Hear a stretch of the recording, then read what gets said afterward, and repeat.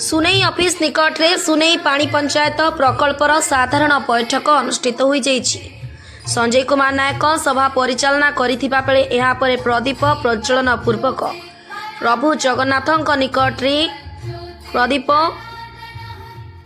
प्रज्वलन करी सभा कार्य आरंभ करथिले।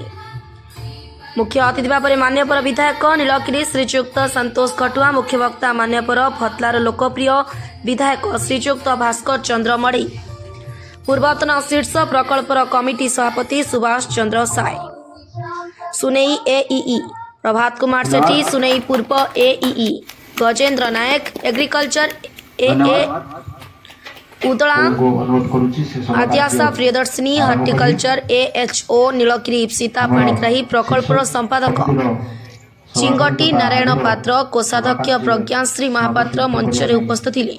तत्सहित समस्त पाणी पंचायत सभापति संपादक और कोषाध्यक्ष सभारे उपस्थित थिले। विधायक श्रीजुक्त भास्कर चंद्र मढ़ई चाषी मानकु सबु क्षेत्र में सहयोग कराजियो बोली मंतव्य प्रदान करथिले। तत्सहित नीलगिरी विधायक संतोष खटुआ से समस्त को आश्वासना देथिले। आपण मानकर जो सब असुविधा रही अतिशीघ्र मते जणाइले ता कार्यकारी कराजियो बोली दृढ़ोक्ति प्रदान करथिले। एहा परे पूर्वतन सभापति सुभाष चंद्र साय सुनेई प्रकल्प को बृहत्तर प्रकल्प भाव में हेबा पई दुई विधायकों को आवेदन करथिले।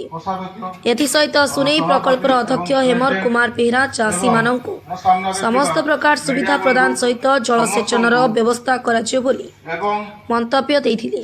शेषे विद्याधर दलई निमंत्रित अतिथि मानकु धन्यवाद जणाई सभा सांग करथिले।